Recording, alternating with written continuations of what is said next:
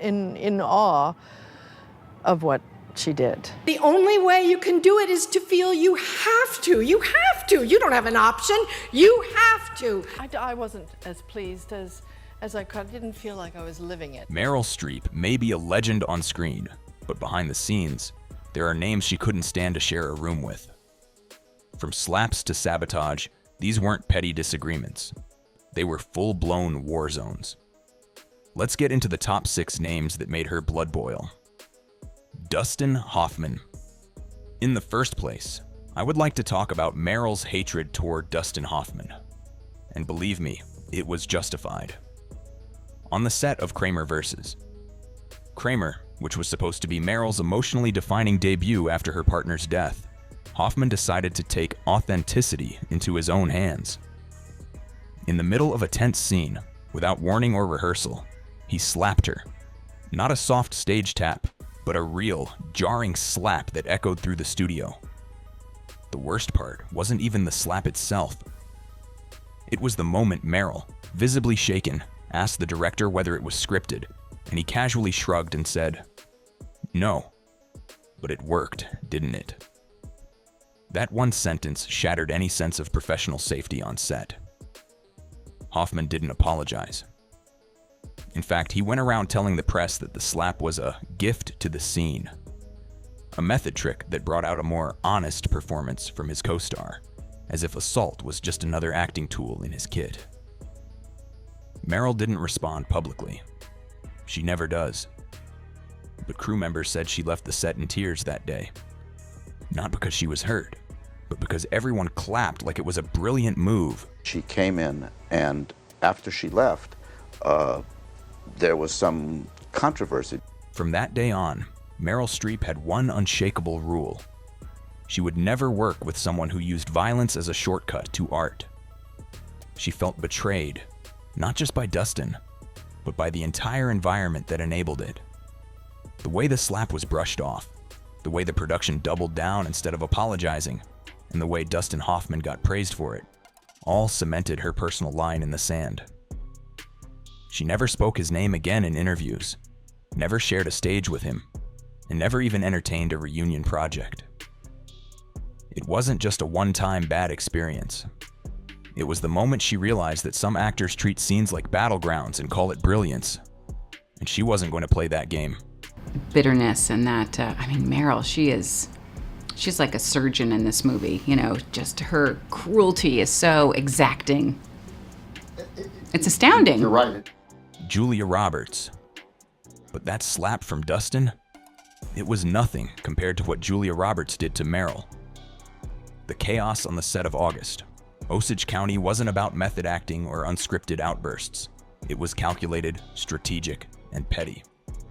Julia, America's sweetheart turned set tyrant, arrived on day one demanding top billing, even though everyone knew the emotional spine of the story was Meryl. And just like that, Harvey Weinstein approved it. Meryl didn't complain out loud. She never does. But the moment that call sheet came out, everyone on set could feel it. The crown had been stolen, and Julia wore it like she owned the kingdom. Things spiraled fast. Julia kept rewriting her lines during rehearsal, saying Meryl's delivery felt too stagey and claiming she was making the film feel like a Shakespeare revival. Meryl, who had spent weeks internalizing the character's grief, quietly pushed through. Until that one scene. During a particularly emotional confrontation, Julia threw in an ad-libbed slap, right in the middle of Meryl's monologue. It wasn't scripted. It wasn't rehearsed. It wasn't even discussed. And unlike Dustin's slap, this one didn't come from a place of wild method acting. It came from ego.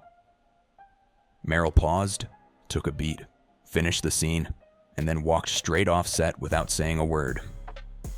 After that, Meryl stopped sharing green rooms.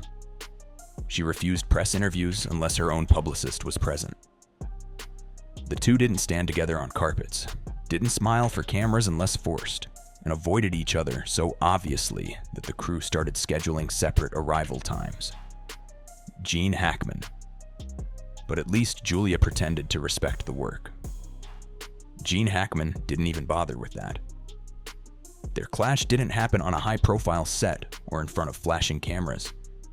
It unfolded quietly during rehearsals for a now-forgotten project that never made it past development hell. From day one, Hackman made it clear he had no patience for theater-trained royalty, as he called her, smirking like he was back in some boys-only 1970s war movie. During line readings, he openly mocked her delivery, calling it Shakespeare in space in front of the entire room. The script wasn't even finished, and he was already treating the rehearsal like an audition for dominance. Honestly, the idea of witches, I think it's terror of older women. Meryl kept a pen in her hand and delivered notes directly to the director. Detailed, surgical edits that just happened to eliminate every one of Hackman's punchlines. The message was clear. If you're not taking this seriously, then don't speak at all. Hackman caught on quickly and exploded during a private meeting with the producers, threatening to walk off the film if she stayed attached. When the news got back to Meryl, she reportedly raised an eyebrow and said flatly, "Let him run."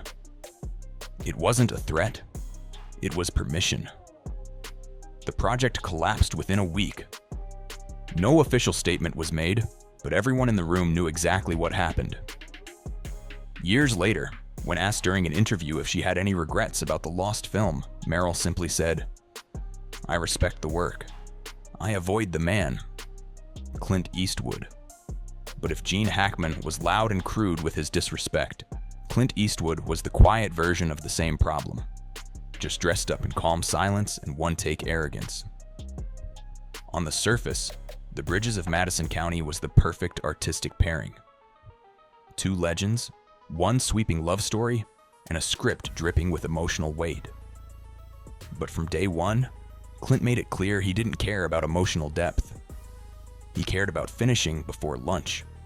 He's so obviously the man when he comes on the set. You just want to please him. You don't want him to look in the. You don't want to look him in the eye for too long. The breaking point came during a crucial crying scene. The emotional core of her character. Meryl poured herself into it, raw and shaking, and when she finished, she looked up to ask for one more try. Clint just waved and said, "We got it." No playback, no adjustment, just finality. She didn't let it go. Later that day, she walked into his trailer and told him directly, "You're phoning in a love story." Clint, ever the cowboy, didn't flinch. His response? "The camera rolls. We don't need therapy to tell the truth." The film was a hit. Audiences cried. Critics praised the understated magic. But Meryl walked away from it with a bitter aftertaste. In private, she called it an unfinished sentence in my career. Beautiful on the surface, but hollow underneath. And while she never badmouthed Clint in public, she never worked with him again either. Alec Baldwin. And just when Meryl thought she had seen every flavor of unprofessional, Alec Baldwin showed up with a brand new recipe. Chaos, ego, and punchlines. Well, the trigger wasn't pulled. I didn't pull the trigger. So you never pulled the trigger? No. On the set of It's Complicated, he turned every scene into a personal comedy hour, riffing through scripted lines and throwing her rhythm off with jokes that had nothing to do with the story. Meryl, who had done her homework down to the comma, stood there watching take after take crumble into improv sketches. She tried to keep it professional. She brought her concerns to Nancy Meyers, hoping for direction, structure, anything. Nancy just shrugged and said, "That's just Alec." Meryl shot back, "Then Alec can rehearse with himself." But Baldwin wasn't done. One morning, he strutted onto set holding a fake Oscar and declared, "I finally caught up to you." The crew howled. Meryl didn't. She left the set early, made a quiet call to production, and by that afternoon, all of her scenes were rescheduled for solo work. She wasn't going to let a grown man with a prop trophy derail her performance. After that, things got clinical. No shared trailers, no casual banter. Just two professionals pretending not to share the same air.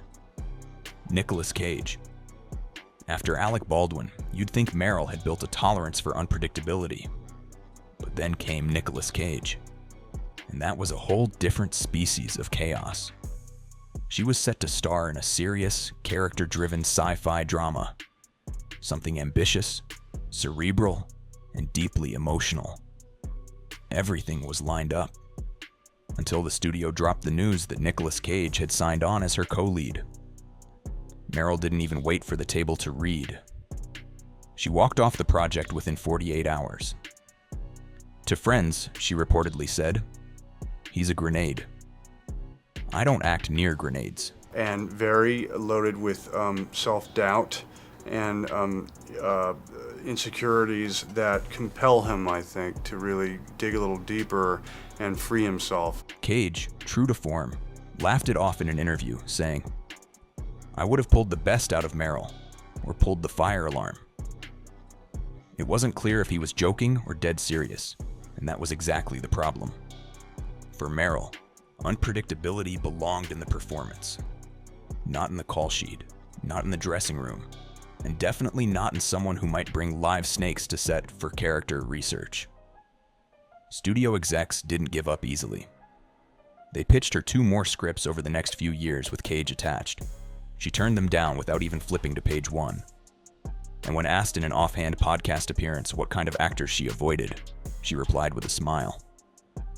"I love unpredictability on screen, not in real life."